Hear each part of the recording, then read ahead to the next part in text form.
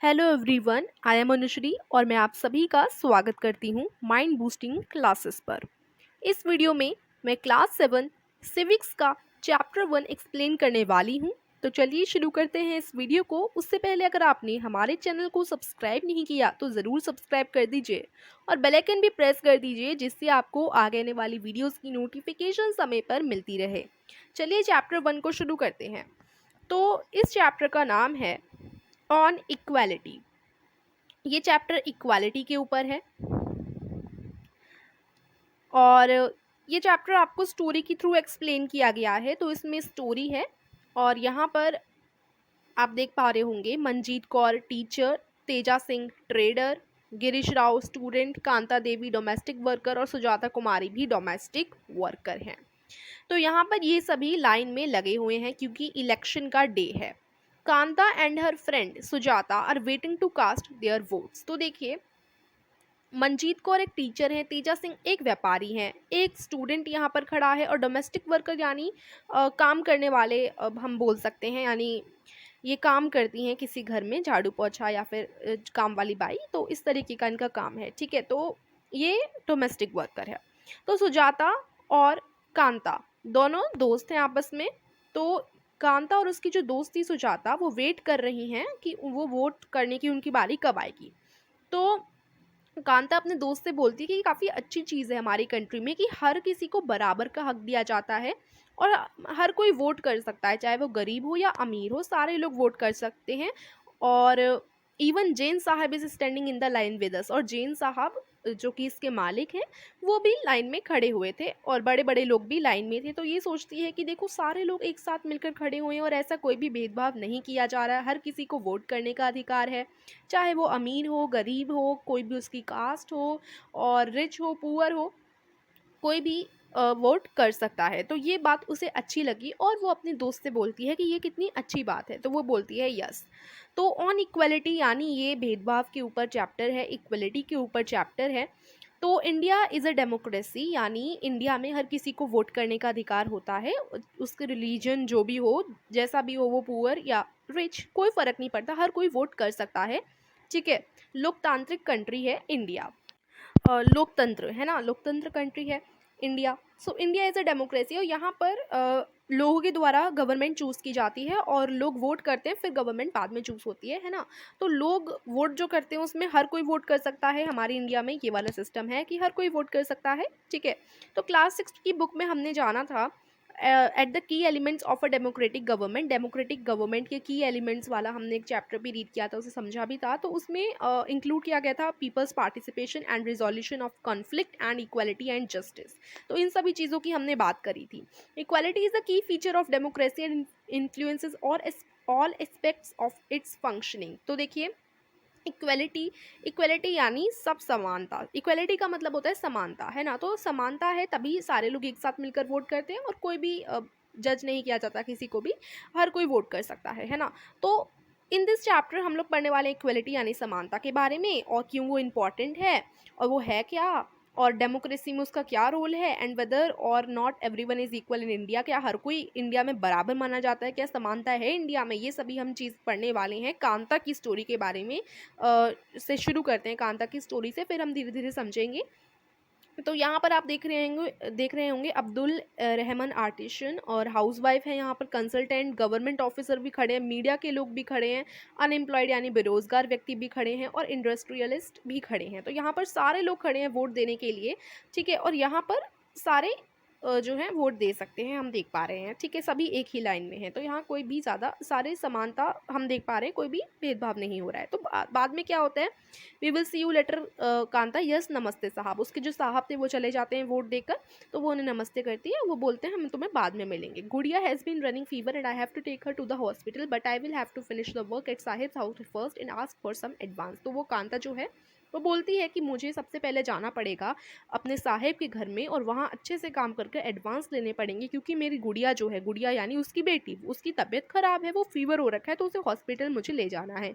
Hospital ले जाने के लिए चाहिए पैसे और इसलिए जो जहाँ पर वो काम करती है वहाँ से उसे एडवांस लेना पड़ेगा। तो घर आकर वो अपनी बेटी को कुछ पानी वगैरह देती है और बोलती है कि मैं शाम को वापस आऊँगी, फिर हम हॉस्पिटल चलेंगे। तो फिर वो सोचती है घर से निकलते वक्त कि गुड़िया जल्दी जल्दी बीमार होती रहती है, क्योंकि अगर हम देखें तो वो ऐसे इलाके में रहती थी जहाँ पर बहुत गंदगी थी, ठीक है। तो वो बोलती कि जो हमारी बस्ती है वो कभी साफ़ तो रहती नहीं है, तो जाहिर सी बात है कि इसी रीज़न से गुड़िया बार बार बीमार होती रहती है, ठीक है। फिर जब वो पहुँचती है अपने मालिक के यहाँ काम करने, तो वो बोलते हैं कि अच्छे से काम करना और कोना कोना चमकाना। उसके बाद कांता बोलती है कि मुझे एडवांस चाहिए, तो यहाँ पर वो उसकी जो मालिक हैं वो कहती हैं ये तुम्हारा एडवांस है कांता, लेकिन प्लीज़ इसकी आदत मत बनाओ। तो वो बोलती है नहीं मैडम, बिल्कुल नहीं, ठीक है। तो यहाँ हमने देखा ये। उसके बाद आगे पढ़ते हैं कि जब वो एडवांस लेकर जाती है तो क्या होता है, देखिए। तो उस शाम जब वो अपनी बेटी को हॉस्पिटल लेकर जाती है, तो यहाँ पर लाइन में खड़े हैं काफ़ी लोग, और वो गई है गवर्नमेंट हॉस्पिटल में क्योंकि वो पुअर है। तो वो बोलती है कि प्लीज़ कुछ मिनट और रुक जाओ बेटी, फिर हम जल्दी से चले जाएंगे, क्योंकि लाइन लगी है गवर्नमेंट हॉस्पिटल में बहुत लंबी। तो Jain sahab and Jain madam may stand in a line to vote, but they never have to do it when their children are sick. तो वो क्या सोचती है, अब देखो, पहले तो उसे लगा कि देखो वोटिंग में तो वो सभी हमारे साथ खड़े थे, चाहे वो कोई भी रिच हो कोई भी पुअर हो, सारे लोग एक साथ मिलजुल कर खड़े थे, और मतलब एक ही लाइन में थे सारे, है ना। तो एक ही लाइन में थे, तो उधर उसे लगा कि हाँ देखो कितनी इक्वलिटी है, सारे लोग समानता है, और सारे लोग चाहे वो पुअर है रिच है, सारे एक ही लाइन में खड़े होकर वोट देने के लिए खड़े हैं, और वहाँ उसके मालिक भी थे। लेकिन अब जब वो सोच रही है कि जब उनके बेटे बीमार होते होंगे, यानी रिच लोगों के, और जो मेरे मालिक हैं उनके जब बेटे बीमार होते होंगे या उनके बच्चे जब बीमार होते होंगे, तब उन्हें इतनी लंबी लाइन में तो वेट करने की ज़रूरत पड़ती ही नहीं होगी। लेकिन यहाँ पर मैं पुअर हूँ, इसी वजह से मुझे गवर्नमेंट हॉस्पिटल में इतनी लंबी लाइन में खड़े होने की ज़रूरत पड़ रही है, और ये सब करने की तो उन्हें ज़रूरत नहीं पड़ती होगी। फिर वो सोचती है कि नहीं, इक्वलिटी तो बहुत है नहीं, बस वोट के लिए ही इक्वल हैं हम लोग। लेकिन अगर हम देखें अपनी सोशल लाइफ में, तो यहाँ पर उसे पता चलता है कि यहाँ इक्वलिटी नहीं है, तो हमें इक्वल राइट है वोट करने का। तो हमारी जो स्टोरी थी वो कांता से शुरू होती है, जो कि वोट करने के लिए खड़ी होती है, और हर कोई उसी लाइन में खड़ा होता है, चाहे वो उसका मालिक ही क्यों ना हो। अशोक, जैन, छोटे लाल, उसके आस पड़ोसी सभी उसी लाइन में थे। तो in a democratic country like India जैसे लोकतंत्र वाले देश में, सारे all adults irrespective of what religion they belong to, how much education they have to had what, मतलब यही लिखा हुआ है कि इंडिया जैसे देश में, एक डेमोक्रेटिक कंट्री है इंडिया, और यहाँ पर क्या होता है, जितने भी अडल्ट्स होते हैं यानी 18+ लोग होते हैं, उनका कोई भी रिलीजन हो, कितनी भी एजुकेशन, पढ़े लिखे हो या अनपढ़ हो, किस कास्ट से हैं, वेदर वो रिच हैं या फिर पुअर हैं, सभी को वोट करने का हक होता है। तो इसके बारे में हम ऑलरेडी क्लास 6 में पढ़ चुके हैं कि हर किसी का अधिकार है वोट करने का, हर कोई वोट कर सकता है, ठीक है। और इसी को हम कहते हैं यूनिवर्सल अडल्ट फ्रेंचाइज, है ना। और ये and is an essential aspect of all democracies. The idea of universal adult franchise is based on the idea of equality, because it states that every adult in a country, irrespective of their health and the community she or he belongs to, has one vote. अब देखो, ये जो idea है universal adult franchise का, ये कहाँ से आया है? ये जो फ्रेंचाइज है यूनिवर्सल अडल्ट फ्रेंचाइजी, तो ये जो है इक्वलिटी के आइडिया से रिलेटेड है, यानी इक्वलिटी इसमें कहीं ना कहीं है, यानी समानता, क्योंकि हर किसी को वोट करने का अधिकार है, यानी समानता है, क्योंकि हर कोई वोट कर रहा है, एक ही लाइन में खड़ा है। तो ये इक्वलिटी के बेस पर ये आइडिया आया है, क्योंकि हर स्टेट में हर कोई जो 18+ होता है, सबसे पहले ये बात तो आपको पता ही है कि अडल्ट का क्या मतलब है, 18+ होने चाहिए, 18 साल से प्लस, है ना। 18 या 18 से बड़े जो लोग होते हैं वो ही वोट कर सकते हैं, और उनमें भी कोई भी वोट कर सकता है, उनमें भी, चाहे उसका रिलीजन कोई सा भी हो, रिच हो पुअर, कोई भी वोट कर सकता है, कोई फ़र्क नहीं पड़ता कि उसकी किसी भी चीज़ से, कि वो रिच है या पुअर है, या जो सा भी उसका रिलीजन है। कांता काफ़ी एक्साइटेड थी वोट करने के लिए, और हैप्पी थी ये देखकर कि सारे लोग एक ही लाइन में खड़े हैं, ठीक है, और हर कोई आराम से वोट कर सकता है। पर जैसे उसका दिन आगे बढ़ता है, कांता को पता चलता है कि इक्वलिटी का असली मतलब क्या है। वोट करने में तो वो गई, तो वोट करने में तो इक्वलिटी है, लेकिन सोशल लाइफ में जब वो बीमार होती है या जब वो काम करती है, तो उसे इक्वलिटी नहीं मिलती, ठीक है। लोग उससे अच्छा व्यवहार नहीं करते, क्यों? क्योंकि वो पुअर है। तो उसे पता चलता है कि ये समानताएं हैं, जो रिच व्यक्ति है उसे ज़्यादा अच्छी फैसिलिटीज़ मिलती हैं, लेकिन जो पुअर व्यक्ति होते हैं, जो गरीब लोग होते हैं, उन्हें अच्छी फैसिलिटीज़ नहीं मिलती, उनसे अच्छा व्यवहार नहीं किया जाता। तो उसे पता चलता है कि इक्वलिटी का असली मतलब क्या है। तो what is it that makes Kanta unsure? Let's take a look at their day in her life, यानी अगर हम देखें उसकी ज़िंदगी का एक दिन, तो उसे पता चलता है कि नहीं, इक्वलिटी तो नहीं है। वो कहाँ रहती है? वो एक ऐसे घर में रहती है जहाँ पर नाली का पानी ऐसे ही चलता रहता है, आसपास बहुत गंदगी रहती है, ठीक है। उसकी बेटी बीमार हुई तो वो छुट्टी नहीं ले पाती अपने काम से, और उसके पास पैसों की कमी है, उसे बोरो करने पड़ते हैं, उधार लेने पड़ते हैं अपने मालिक से पैसे, ठीक है। और एक्स्ट्रा एडवांस भी लेने पड़ते हैं अपने चाइल्ड को डॉक्टर के पास दिखाने के लिए। अब डॉक्टर के पास भी जाती है। Her job as a domestic help tires her out. उसके बाद देखो उसकी जॉब है काम वाले की, अब वो काम करती है पूरे घर में तो बेचारी थक भी जाती है। और फाइनली जब वो अपना दिन एंड करती है एक लंबी सी लाइन में खड़े होकर, जहाँ उसकी बेटी का इलाज होना होता है, तो वहाँ बहुत लंबी लाइन होती है, तो उसे खड़ा रहना पड़ता है उस गवर्नमेंट हॉस्पिटल में, क्योंकि this line in front of the government hospital, ठीक है। और गवर्नमेंट हॉस्पिटल में ज़्यादातर पुअर व्यक्ति ही जाते हैं, तो पुअर लोगों की लाइन थी और वहाँ उसे खड़ा भी होना पड़ा और कितनी सारी दिक्कतें उसे झेलनी पड़ी, ठीक है। तो उसे पता चलता है इक्वलिटी का असली मतलब। दूसरे काइंड की इक्वलिटी के बारे में बात करते हैं। तो Kanta is one of many people who live in a democratic India and, मतलब देखिए कांता कौन है? कांता उन्हीं लोगों में से एक है जो कि इंडिया में रहते हैं और सभी को वोट करने का अधिकार है, जो कि डेली लिविंग बट उस daily living and working condition are far from equal. लेकिन अगर हम उनकी डेली लाइफ की बात करें, वोटिंग के अलावा डेली लाइफ की बात करें, तो उन्हें इक्वलिटी नहीं मिलती। Apart from being poor, people in India experience inequality in different ways. अब देखो कोई गरीब है उसे इक्वलिटी नहीं मिलेगी, है ना, उसके साथ भेदभाव किया जाएगा। लेकिन ये जो इक्वलिटी है, इनइक्वलिटी जो इंडिया में एक्सपीरियंस होती है काफ़ी डिफरेंट वेज में, यानी इंडिया में लोग इनइक्वलिटी को एक्सपीरियंस करते हैं बहुत सारे अलग अलग तरीक़ों से। जैसे कि लिए हम नीचे 2 स्टोरी पढ़ेंगे और हर स्टोरी रियल इंसिडेंट पर बेस्ड है, और in people lives and reflects the different kinds of inequalities exist in India. हम जानेंगे डिफरेंट काइंड ऑफ इनइक्वालिटी के बारे में, यानी असमानता के बारे में जो इंडिया में होती हैं। तो यहाँ पर आप लोग देख पा रहे हैं वर्किंग इन आईटी। यहाँ पर न्यूज़पेपर्स में हम यहाँ नीचे पढ़ेंगे तो आपको पता चलेगा। One of the more common forms of inequality in India is the caste system. अगर हम बात करें इनइक्वालिटी का मेन वजह, तो वो कास्ट सिस्टम भी होता है। अगर आप रूरल इंडिया में रहते हैं और your cast identity is something that you probably learn और एक्सपीरियंस्ड वेरी यंग। देखिए अगर आप रूरल इंडिया में रहते हैं, तो जो गांव के इलाके होते हैं वहाँ पर आपको कास्ट बहुत जल्दी एक्सपीरियंस्ड हो जाती है, सभी को अपनी कास्ट पता होती है। लेकिन अगर हम बात करें शहरी इलाकों की, तो अभी शहरी इलाकों में ये चीज़ थोड़ी कम देखने को मिलती है। शहरी इलाकों में कास्ट के ऊपर उतना बिलीव नहीं रह गया है, ठीक है, लेकिन अभी भी थोड़ा थोड़ा है। जैसे यहाँ पर आपको मैट्रिमोनियल्स दिखा रखे हैं, shown from a leading English newspaper, and you will see how important the issue of caste continues to be in the minds of highly educated urban Indians. तो अगर हम यहाँ बात करें तो न्यूज़पेपर के मैट्रिमोनियल्स यहाँ पर आपको दिखा रखे हैं, और इन्हें अगर आप पढ़ोगे तो आपको पता चलेगा कि यहाँ जो एजुकेटेड लोग हैं वो भी कास्ट पर कितना बिलीव करते हैं। जैसे शादी के लिए यहाँ पर लिखा है कि तमिल ब्राह्मण ही चाहिए, और यहाँ पर एक ब्यूटीफुल गर्ल चाहिए, ठीक है, फॉर गुप्ता बॉय, ठीक है।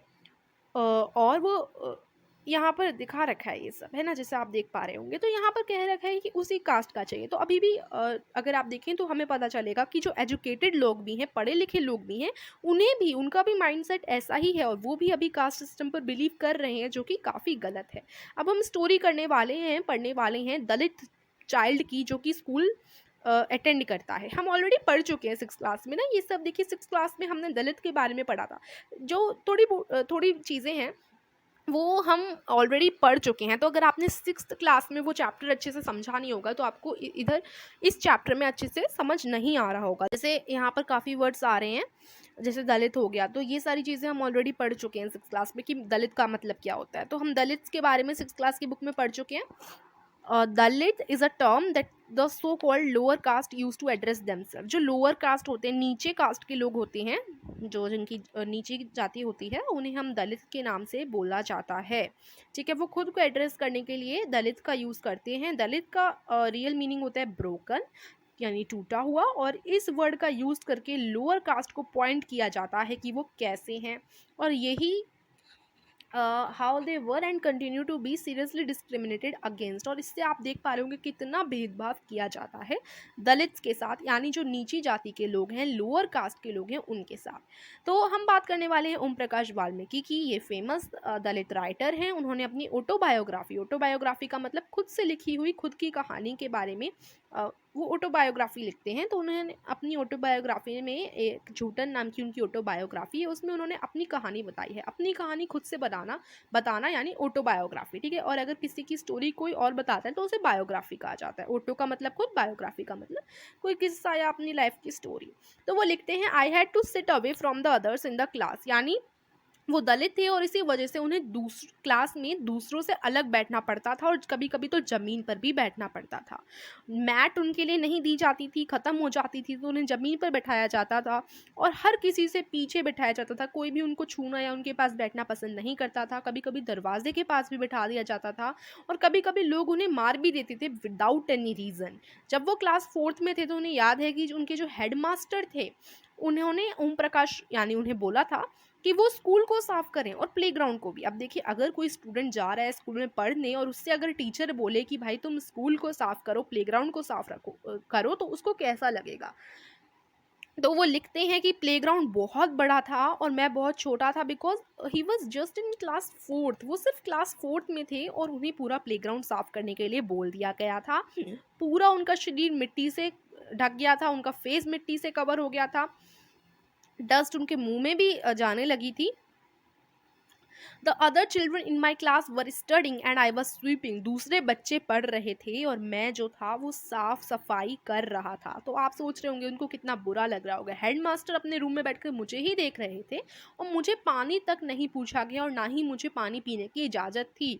आई स्वेप्ट द होल डे। मैं पूरे दिन साफ करता रहा, दरवाजे, खिड़कियाँ, रूम, स्कूल के कमरे, और सारी टीचर और बच्चे जो थे मुझे ही देख रहे थे। ओम प्रकाश को स्कूल को साफ करवाया गया और प्लेग्राउंड को भी साफ करवाया गया कुछ दिनों तक, मतलब कपल ऑफ डेज, यानी कुछ दिनों तक ऐसा ही चलता रहा। फिर जब उसके पापा एक दिन आए, उनके पापा, ओम प्रकाश के पापा ने जब स्कूल में आए तो उन्होंने देखा कि ओम प्रकाश यानी उनका बेटा तो साफ सफाई कर रहा है। तो उन्हें बहुत ज़्यादा बेकार लगा और उन्होंने टीचर्स से इस बारे में बात करी और ओम प्रकाश का हाथ पकड़कर उन्होंने लाउडली बोला, जिससे वो लोग सुने, कि तुम एक टीचर हो तो इसलिए मैं यहाँ से जा रहा हूँ, लेकिन ज़रूर याद रखना मास्टर, मेरा बेटा यहाँ पर पढ़ेगा, इसी स्कूल में पढ़ेगा, और यही नहीं, इसके साथ बहुत सारे बच्चे ऐसे पढ़ेंगे, ठीक है। तो ऐसे वो बोलकर चले जाते हैं गुस्से में, और आपने देखा कि कितना गलत हुआ उस बच्चे के साथ। देखिए, ये ऑटोबायोग्राफी है झूठन अ दलित्स लाइफ, ओम प्रकाश वाल्मीकि जी ने लिखी है। तो ये कवर दिया गया है वाल्मीकि जी की बुक का, ओम प्रकाश वाल्मीकि जी की बुक का ऑटोबायोग्राफी जो उन्होंने लिखी थी, जिसमें उन्होंने बताया था कि दलित थे वो, तो उनके साथ कैसा कैसा व्यवहार किया जाता था। जो दूसरी स्टोरी हम पढ़ने वाले हैं, जिससे हमें पता चलेगा इनइक्वलिटी के बारे में, ये है incident that took place in one of India's largest cities and is common practice in most parts of the country। यानी कंट्री जो है हमारी इंडिया, उसकी बड़ी बड़ी शहरों में या बहुत जगह ये चीज़ होती है। तो ये कहानी है मिस्टर और मिसेस अंसारी की, जो कि रेंट पर एक अपार्टमेंट देख रहे थे शहर में, ठीक है। वो सोच रहे थे कि किसी अपार्टमेंट, उन्हें रेंट पर एक अपार्टमेंट चाहिए था, और शहर की बात है यहाँ पर, ठीक है। तो उनके पास पैसा वैसा था, तो रेंट की जो पे करना था रेंट, उनके पास कोई कमी नहीं थी। भले ही वो दलित थे, लेकिन उनके पास कोई कमी नहीं थी, तो वो आराम से पैसा पे कर सकते थे। तो उनकी दिक्कत थी कि उन्हें अपार्टमेंट चाहिए था और उन्हें अपार्टमेंट मिल नहीं रहा था। तो सबसे पहले जब वो प्रॉपर्टी डीलर के पास गए, तो उन्होंने बोला कि भाई हमें अपार्टमेंट चाहिए। जो डीलर थे inform them that he knew about quite a few apartment that were available for rent. फिर डीलर बताता है कि हाँ, मुझे कुछ अपार्टमेंट पता है जो रेंट के लिए अवेलेबल है। उन्होंने फर्स्ट अपार्टमेंट विजिट किया, और अंसारीज को, यानी मिस्टर एंड मिसेस अंसारी जो थे, उन्हें वो बहुत अच्छा लगा वो अपार्टमेंट। उन्होंने सोचा कि चलो इसी को हम लोग लेंगे। लेकिन जब वहाँ की जो लैंड लेडी थी, मालकिन थी, उन्हें जब अंसारीज इस नाम के बारे में पता चला कि उस अंसारी हैं, तो उन्होंने एक बहाना बना दिया कि ये जो घर है वो रेंट पे नहीं ले सकते, क्योंकि वो लोग मीट खाते हैं, नॉन वेजिटेरियन है, ठीक है। वो नॉन वेजिटेरियन को रेंट नहीं देती। दोनों ही अंसारी को, मिस्टर और मिसेज अंसारी को, और इवन प्रॉपर्टी डीलर को बड़ा ताज्जुब हुआ कि भाई ये हमें इस रीज़न की वजह से अपार्टमेंट रेंट पे नहीं लेने दे रही, जबकि उनके बराबर वाले ही, because they could smell fish being cooked in the neighbours house, क्योंकि उनके पड़ोसी के घर में ही वो सूंघ सकते थे कि मछली बनाने की सुगंध आ रही है, खुशबू आ रही है। तो वो सोचने लगे कि हाँ, ये ज़रूर बहाना बना रही हैं, वो हमें रेंट नहीं देना चाहती हैं, अपार्टमेंट नहीं देना चाहती। ऐसे ही एक्सक्यूज़ चलते रहे, दूसरे तीसरे अपार्टमेंट में ऐसे ही कुछ एक्सक्यूज़ देते रहे। फिर फाइनली जो प्रॉपर्टी डीलर था उन्होंने बताया मिस्टर और मिसेस अंसारी को कि उन्हें अपने नाम बदलने पड़ेंगे, क्योंकि वो अंसारी हैं, दलित हैं, इसलिए उन्हें अपने नाम मिस्टर और मिसेस कुमार कह देने चाहिए। अंसारी को काफ़ी ज़्यादा, बहुत ज़्यादा बुरा लगा और उन्होंने सोचा कि चलो नहीं, हम अपना नाम तो बिल्कुल नहीं बदलेंगे, हम क्यों बदले अपना नाम, हम अपना और अपार्टमेंट देखते हैं, कोई ना कोई तो भले हमें दे ही देगा रेंट पर, ठीक है। एंड में पूरे 1 महीने खोजने के बाद उन्हें एक ऐसी लैंडलेडी मिली जिन्होंने फाइनली उन्हें रेंट पर एक जगह रहने के लिए दे दी। अब बात करने वाले हैं रिकॉग्नाइजिंग डिग्निटी की। तो पिछली 2 स्टोरीज से हम ये चीज़ तो आराम से जान चुके हैं, अच्छे से पढ़ चुके हैं कि कितनी इनइक्वालिटी है। आपने देखा कि कितना भेदभाव किया गया, सबसे पहले ओम प्रकाश वाल्मीकि जी के साथ, उसके बाद सेकंड हमने देखा कि मिस्टर और मिसेस अंसारी थे, वो अपार्टमेंट ढूंढ रहे थे, लेकिन क्योंकि वो दलित थे इसलिए इसी वजह से उनको बोला गया कि अपना नाम बदलो तभी तुम्हें अपार्टमेंट मिलेगा।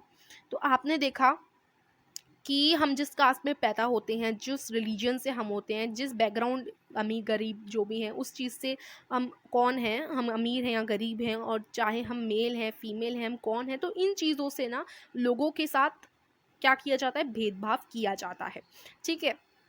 अगर कोई लोअर कास्ट का है तो उसे कम वो दिया जाएगा रिस्पेक्ट जितना कि अपर कास्ट वाले को दिया जाएगा, और अनइक्वली ट्रीट किया जाएगा। तो ओम प्रकाश वाल्मीकि और अंसारी को भी अनइक्वली ट्रीट किया गया because of their caste and religion. जब पीपल्स को अनइक्वली यानी जब उनके साथ भेदभाव किया जाता है तो उनकी डिग्निटी के साथ खिलवाड़ किया जाता है, देयर डिग्निटी इज वायोलेटेड। यानी जब आप उनके साथ किसी भी पर्सन के साथ अगर आप बुरा करेंगे, अच्छे से बात नहीं करेंगे, अच्छे से ट्रीट नहीं करेंगे, अनइक्वली ट्रीट करेंगे उन्हें, तो उनकी सेल्फ रिस्पेक्ट को ठेस पहुंचेगी, यानी उनकी रिस्पेक्ट कम होगी, है ना। तो जो डिग्निटी है ओम प्रकाश वाल्मीकि और अंसारी की, वो उन्हें ठेस पहुंची इस चीज़ से, क्योंकि जिस तरीके से उनके साथ व्यवहार किया गया उन्हें बड़ा बेकार लगा और उन्हें बहुत ज़्यादा बुरा फील हुआ, ठीक है। और जैसे ओम प्रकाश से स्कूल साफ करवाया गया, आप सोच रहे होंगे उसकी सेल्फ रिस्पेक्ट को कितनी ठेस पहुंची, because of his cast only and only, वो जिस कास्ट में पैदा हुए उसी की वजह से आप उससे पूरा स्कूल साफ करवा रहे हैं, ये बड़ी ही गलत बात है। और बड़ी बुरी तरीके से उसकी सेल्फ रिस्पेक्ट को ठेस पहुंची और उसे बहुत ज़्यादा नीचा फील करवाया गया स्कूल की तरफ से। और Om Prakash Valmiki could do very little about the situation as he that he was in. और ओम प्रकाश काफ़ी छोटा था, वो कुछ कर भी नहीं सकता था। उसके फादर ने जब ये सब देखा तो उन्हें बहुत ज़्यादा गुस्सा आया कि कितनी गलत तरीके से ट्रीट किया जा रहा है उनके बेटे को, है ना। तो अंसारी की डिग्निटी को भी ठेस पहुंची, और जब उनसे मना कर दिया गया कि नहीं तुम नहीं ले सकते ये अपार्टमेंट रेंट पे, तो और ये हमने देखा कि कितनी गलत चीज़ की गई। इट वाज देयर डिग्निटी और self respect that made them refuse this suggestion. तो सबसे पहले जो प्रॉपर्टी डीलर था उसने बाद में जाकर बोला कि तुम अपना नाम चेंज कर लो, मिस्टर एंड मिसेस अंसारी से मिस्टर एंड मिसेस कुमार कर लो। फिर उन्होंने मना किया। क्यों मना किया? क्योंकि उनकी सेल्फ रिस्पेक्ट ने उन्हें ऐसा मना करने से करवाया, मतलब उनसे मना करवाया, क्योंकि उनकी सेल्फ रिस्पेक्ट को ठेस पहुंचती, उन्हें अच्छा नहीं लगता, बहुत बुरा भी लगा, इसलिए उन्होंने इस सजेशन को मना कर दिया। ओम प्रकाश और अंसारी को ऐसा ट्रीट करना नहीं चाहिए था, ठीक है। उन्हें भी उतनी ही इज्जत देनी चाहिए थी जितनी अदर इंसानों को दी जाती है, दूसरे लोगों को दी जाती है। यहाँ फिर एक मूवी का सीन दिखा रखा है। यहाँ पर देखो आते हैं ये लोग जूते साफ़ करवाने, ये 2 बच्चे हैं, इनसे जूते साफ़ करवाने कुछ लोग आते हैं, और यहाँ पर फिर वो पैसे फेंक कर दे देते हैं। तो फिर बच्चा मना कर देता है कि नहीं, मैं ये फेंके हुए पैसे नहीं लूँगा। तो 1975 की एक फ़िल्म है दीवार, उसमें एक लड़का किसी के जूते चमकाता है और जैसे ही उस पर कॉइन फेंक दिया जाता है, यानी देखो ऊपर से किसी आदमी ने उससे जूते साफ़ करवाए और उसने ऐसे कॉइन फेंक दिया उस बच्चे के ऊपर, तो उसे क्या लगा, उसे बहुत बुरा लगा, उसे बहुत बेकार फील हुआ, उसकी सेल्फ रिस्पेक्ट को ठेस पहुंची, और इसी वजह से उसने मना कर दिया कि मैं ये गिरे हुए पैसे नहीं लूँगा, और अगर आपको मुझे पैसे देने हैं तो सिक्का उठाओ और मुझे इज्जत के साथ दो। तो ये एक मूवी का इंसिडेंट है, एक मूवी का वो पार्ट सीन दिखा रखा था। तो यही चीज़ बता रखी है यहाँ पर। Equality in Indian democracy. तो इंडियन कॉन्स्टिट्यूशन जो हमारा भारतीय संविधान है उसके हिसाब से तो हर कोई इक्वल है, सरकार के हिसाब से और संविधान के हिसाब से हर कोई बराबर है, हर किसी का बराबर हक है। और इंडियन कॉन्स्टिट्यूशन के हिसाब से हर इंडिविजुअल को हर चीज़ का राइट है, चाहे वो किसी भी कंट्री मतलब हमारी कंट्री में मेल हो फीमेल हो, या किसी भी कास्ट से हो, रिलीजन से हो, ट्राइब्स से हो, एजुकेशनल और इकोनॉमिक बैकग्राउंड उसके जो भी हो, गरीब हो अमीर हो, वो सब बराबर हैं संविधान के हिसाब से। लेकिन आपने देखा ही, चाहे संविधान में बोला गया हो कि सब बराबर है, लेकिन असल में ये बिल्कुल गलत है, इनइक्वालिटी है इंडिया में काफ़ी है। तो but at least in democratic India the principle of the inequality in all persons is recognised, while earlier no law existed to protect people from their discrimination and ill treatment. Now there were several that work to see that people are treated with dignity and as equals. तो पहले तो कोई ऐसा law भी नहीं था, पहले तो ऐसे कोई लॉ भी नहीं लिखा गया था कि अच्छे से कि सब लोग बराबर हैं, लेकिन एटलीस्ट अभी संविधान में लिखा हुआ है कि सब बराबर है। लेकिन पहले ऐसा कोई लॉ एग्जिस्ट ही नहीं करता था, ऐसा कोई नियम ही नहीं था, तब भी लोग इतना डिस्क्रिमिनेशन करते थे। This recognition of equality includes some of the following provisions in the constitution। तो देखिए कॉन्स्टिट्यूशन में क्या लिखा हुआ है, कॉन्स्टिट्यूशन में तो लॉ में तो साफ साफ लिखा गया है कि हर कोई बराबर है, every person is equal before the law, यानी जो लॉ है उसके हिसाब से हर पर्सन को बराबर हक है, हर कोई बराबर है, every person is equal before law. ठीक है, तो ये फर्स्ट हो गया हमारा, फर्स्ट जो कॉन्स्टिट्यूशन में है। उसके बाद सेकंड, व्हाट दिस मीन्स, इसका क्या मतलब है कि हर पर्सन, चाहे जो हमारे प्रेसिडेंट जो हैं हमारे देश के, ठीक है, पहले तो मैं इसको थोड़ा हाईलाइट कर देती हूँ। तो जो हमारे प्रेसिडेंट है कंट्री के, वो हर किसी के साथ सेम व्यवहार करेंगे और सभी उनके लिए बराबर हैं। ठीक है, और सेकंड है कि कोई भी person, no person can be discriminated against on the basis of their religion, race, caste, place और ऑफ बर्थ और वेदर दे आर फीमेल और मेल। तो देखिए अगर कोई मेल और फीमेल और रिलीजन उसका जो भी हो, चाहे वो पुअर हो या फिर गरीब, रिच हो, कास्ट उसकी जो भी हो, उसके हिसाब से उसे डिस्क्रिमिनेट नहीं करना, सबके साथ समानता होनी चाहिए और सबके साथ सेम व्यवहार करना है। थर्ड, हर किसी को कहीं पर भी जाने का, जितनी भी पब्लिक प्लेसेस हैं, जैसे प्लेग्राउंड जो होते हैं, मैदान होते हैं, वो पब्लिक प्लेसेस हैं, होटल, शॉप, मार्केट, ये सब हर किसी को हर जगह जाने का अधिकार है। ठीक है, और ऐसा नहीं है कि अगर किसी की कोई लोअर कास्ट का है तो वो पब्लिक प्लेग्राउंड में नहीं जा पाएगा, ये बहुत ज़्यादा गलत है।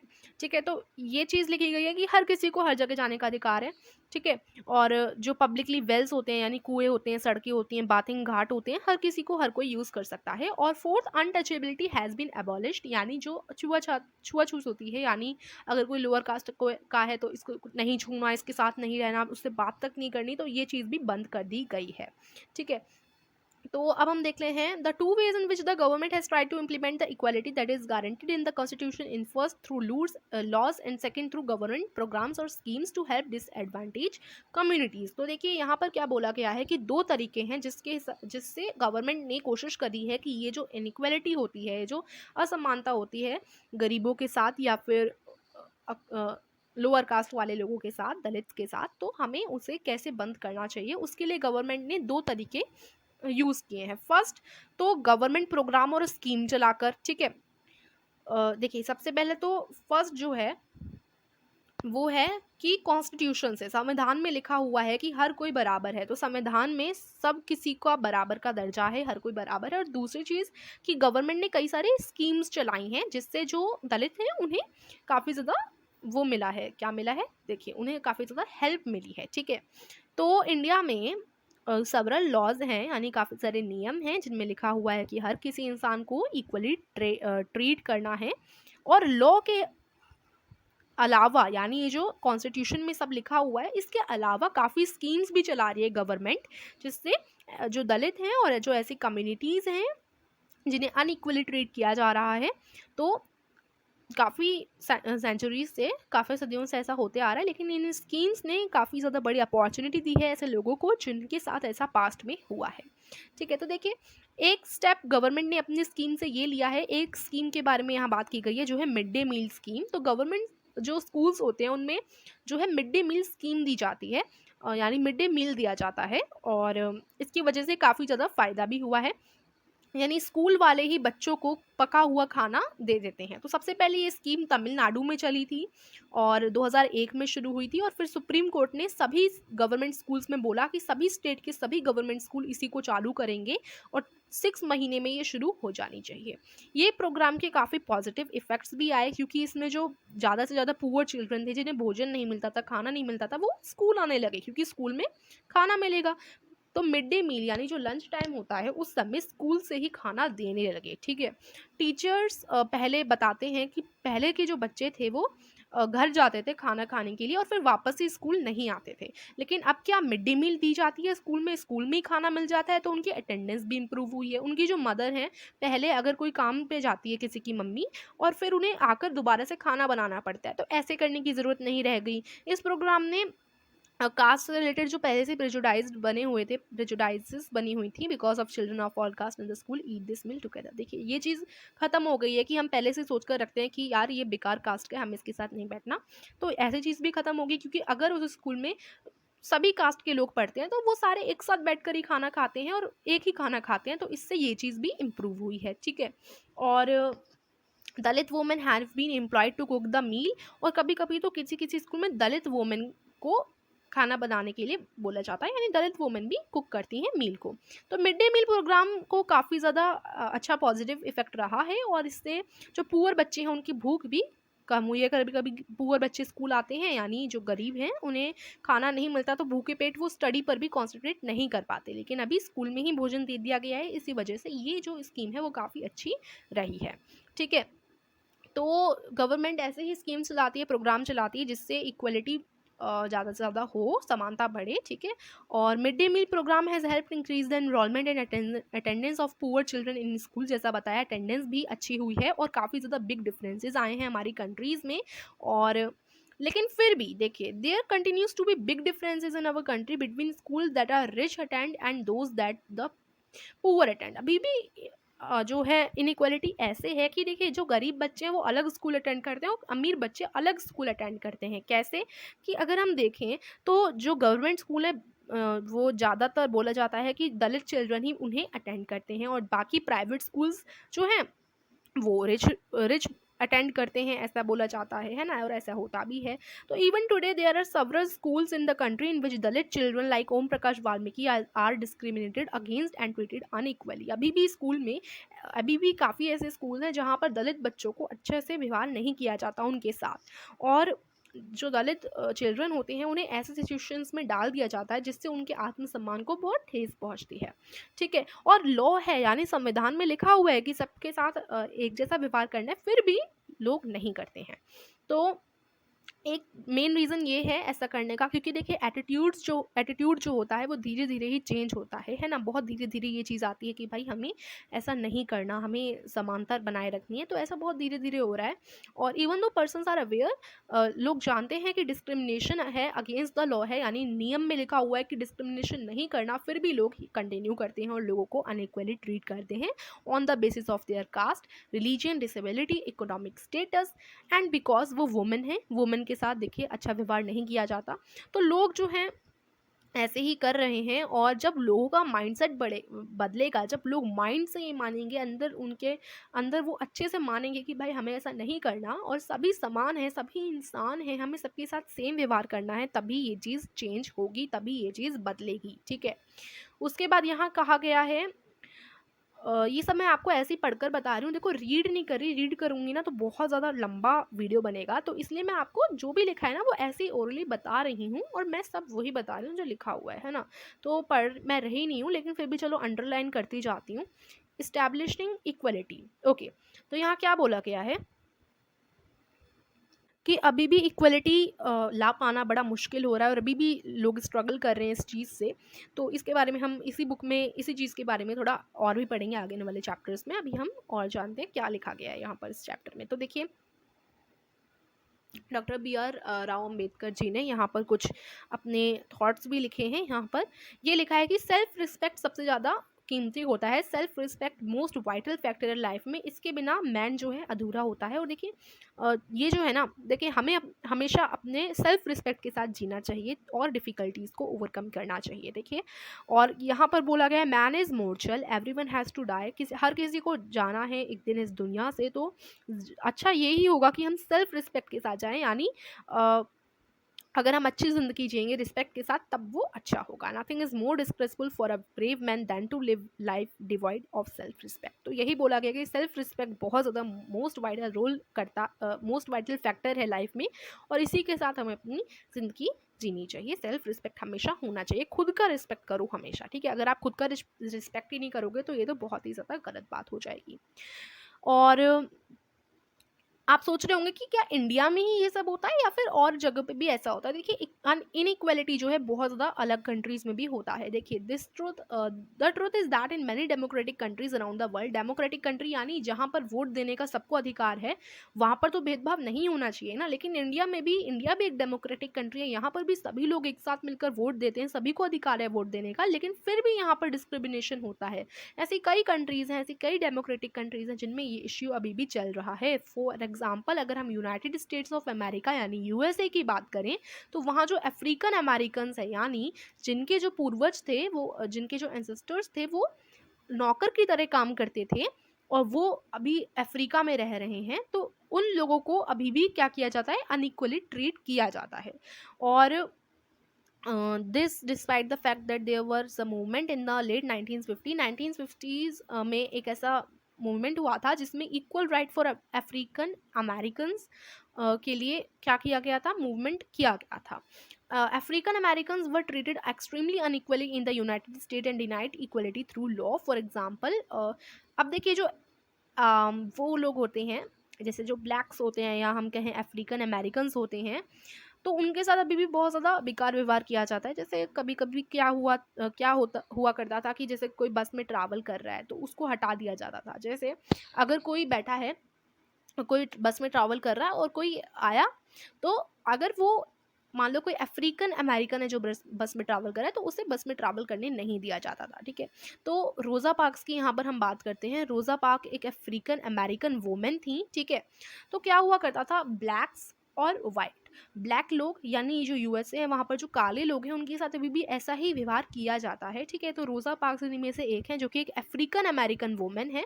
तो वो काफ़ी लंबे समय के बाद, काफ़ी लंबे दिन के बाद, काफ़ी ज़्यादा काम करने के बाद बस में आ रही थी। तभी एक वाइट आदमी वहाँ आता है और बोलता है कि तुम उठो क्योंकि मुझे बैठना है। तो वहाँ क्या होता है कि अगर कोई ब्लैक बैठा है ना एक सीट पर, तो दूसरा अगर वाइट आएगा तो ब्लैक को उठना पड़ेगा, वाइट के लिए जगह बनानी पड़ेगी और अपनी जगह देनी पड़ेगी, ठीक है। तो कोई वाइट मैन आया, उसने बोला कि तुम्हें उठना पड़ेगा क्योंकि मैं आया हूँ। तो 1 दिसंबर 1955 की बात है। तो वहाँ पे उन्होंने मना कर दिया कि नहीं, मैं नहीं उठती, क्योंकि काफ़ी लंबे सफ़र के बाद वो आई थी, काफ़ी लंबी, उन्होंने काफ़ी कुछ किया था, तो बहुत ज़्यादा थकी हुई थी, तो उन्होंने मना कर दिया कि मैं नहीं उठ सकती। तो इससे एक जो है मूवमेंट स्टार्ट हुआ in which African Americans were treated and which came to known as the civil rights movement. और इसी मूवमेंट को हम कहते हैं सिविल राइट्स मूवमेंट। जो सिविल राइट का मूवमेंट है, जो 1964 का एक्ट है ये। फिर the civil rights act of 1964 prohibited discrimination on the basis of race, religion और नेशनल ऑरिजिन। उसके बाद, उस दिन के बाद से जब ये मूवमेंट हुआ, तो उसके बाद से फिर वाइट जो ब्लैक्स हैं उनके साथ थोड़ा अच्छा ट्रीट किए जाने लगा, ठीक है। और उस मूवमेंट में जो सिविल राइट्स मूवमेंट हुआ था, वो किसके लिए हुआ था, वो ये हुआ था कि जो ब्लैक्स हैं, जो अफ्रीकन अमेरिकन लोग हैं, उनके साथ अच्छा व्यवहार किया जाए। अफ्रीकन अमेरिकन लोगों के साथ अच्छा व्यवहार नहीं किया जाता, डिस्क्रिमिनेशन को हटा दिया जाए और ऐसा नहीं किया जाए। क्योंकि क्या होता था कि जैसे कोई ब्लैक है या जो अफ्रीकन अमेरिकन है, उन बच्चों के लिए स्कूल अलग हुआ करते थे, ठीक है।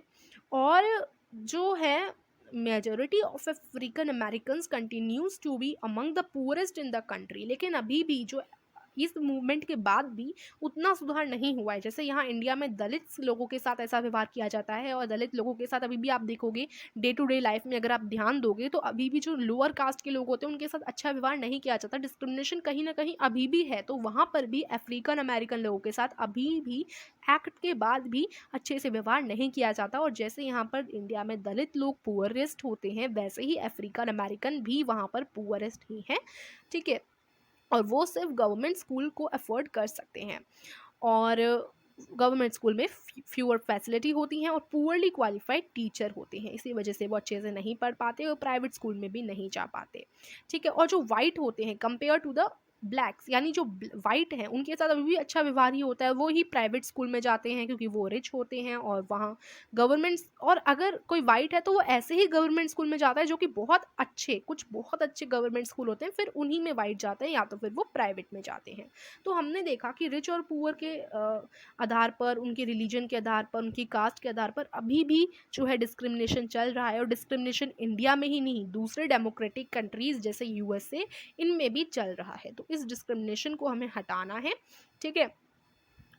और क्या करना है, हमें ये डिस्क्रिमिनेशन नहीं करना है, इक्वली सभी को ट्रीट करना चाहिए। फिर यहाँ पर आर्टिकल 15 दिया गया है ऑफ इंडियन कॉन्स्टिट्यूशन, जिसमें बताया गया है कि किसी भी पर्सन के साथ हमें डिस्क्रिमिनेशन नहीं करना चाहिए, ठीक है। तो ये वही चीज़ है जो मैंने आपको बताई थी कि हमारे संविधान में लिखा हुआ है ये सब, कि हमें डिस्क्रिमिनेशन नहीं करना किसी के साथ भी। अब चैलेंज ऑफ डेमोक्रेसी, कोई भी कंट्री ऐसी नहीं है जिसे हम कह सकते हैं वो कम्प्लीटली डेमोक्रेटिक है, हर कंट्री में कहीं ना कहीं डिस्क्रिमिनेशन अभी भी है, ठीक है। यही चीज़ यहाँ बताई गई है, और अभी भी लोग स्ट्रगल कर रहे हैं इस चीज़ के लिए, और सबकी सेल्फ रिस्पेक्ट बहुत इंपॉर्टेंट होती है। और अभी भी हमने जाना इन दिस बुक, हम इस बुक में जानेंगे ऐसी ही इक्वलिटी के रिलेटेड इश्यूज़ के बारे में जो कि हमारी डेली लाइफ में आप देखेंगे, ठीक है। और जैसे आप इन चैप्टर्स को पढ़ेंगे तो आप देख पाएंगे, आप थिंक करेंगे about whether the equality of all persons and they are being able to maintain their dignity is upheld. तो यानी इस चैप्टर में यही हमने जाना कि ऐसा पूरी तरीके से हम नहीं कह सकते कि जो हमारे भारत है वो पूरा उसमें समानता है, हम नहीं कह सकते। अभी भी कहीं ना कहीं हम देखते हैं कि ऐसा नहीं है, दलित लोगों के साथ थोड़ा बुरा व्यवहार किया जाता है और इक्वली ट्रीट नहीं किया जाता। तो ऐसे ही आगे आने वाले चैप्टर्स में जो हम पढ़ने वाले हैं इन इश्यूज़ के बारे में, और ये चैप्टर यहीं पर फिनिश होता है। और देखिए हमारा क्लास 7th का हर एक सब्जेक्ट का फर्स्ट चैप्टर कंप्लीट हो चुका है, अगर आपको देखना है तो डिस्क्रिप्शन में जाकर आप ज़रूर देखिएगा। And thank you for watching this video.